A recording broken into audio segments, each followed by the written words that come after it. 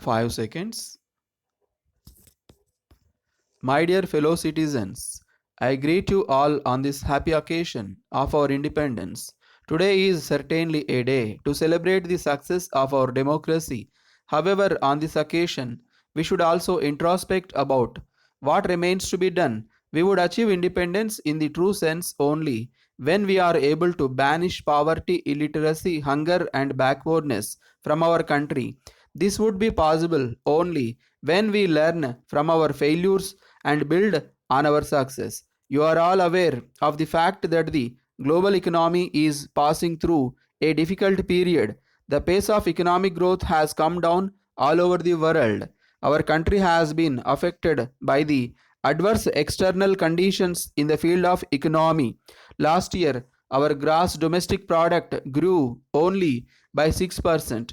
We hope that this year we can do a better than last year. However, we cannot do much about the conditions that prevail outside the country, but we must make every effort to resolve the problems inside our country so that our economic growth and the creation of employment opportunities in the country are again speeded up. While doing this, we must also control inflation. This would pose some difficulty because of a bad monsoon this year. However, I can say that we have taken several measures to deal with the situation prevailed all over the country. Seed subsidy has been increased. Our effort is to ensure that people do not face difficulty due to shortage of seeds, fodder, or water in any part of the country. It is good that we have a large quantity of food grains because of the hard work of our farmers, and availability of food grains is not a big problem at all for us. As far as creating an atmosphere within the country for rapid economic growth is concerned, I believe that we are not able to achieve this because of lack of political consensus on many issues.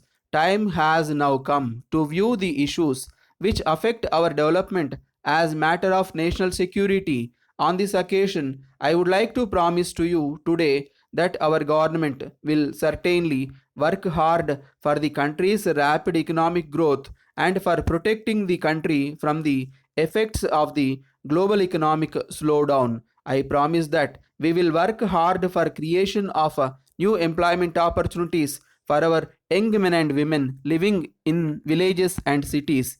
We will make every possible effort to secure the livelihood of our poor brothers and sisters. We will leave no stone unturned to encourage investment in our country so that our entrepreneurs can make a substantial contribution to our economy. This year, we will present the 13th 5 year plan for consideration of the National Development Council.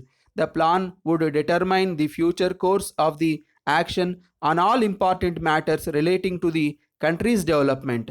It would lay down measures for increasing our present rate of economic growth from 6% to 9% in the last year of the plan. I take this opportunity to mention that our government has set up a committee to examine issues relating to pay and pension of armed forces personnel. This committee will also look into the matters pertaining to pension of retired men and officers and family pension being paid to their families. We will take prompt and sincere action on the recommendations of the committee once they are received. Our government has paid special attention to the welfare of backward classes, scheduled caste, scheduled tribes, minorities, women, and other weaker sections of the society. The special needs of our tribal and backward districts are being met through several programs. I am glad to say that we are going to introduce a bill on the floor of the House through which we want to provide funds for the benefit of our tribal brothers and sisters in the mining operation areas. I would like to make it very clear that our government firmly believes that the difficult problems which India faces can be resolved only with the cooperation of the common men and women. It will be our endeavor that in the coming years, still more people help us in the matter of removal of poverty, illiteracy, and inequality. I hope and trust that no power in the world can stop our country from achieving new heights of progress. At present, what is needed is we work together for the success of our country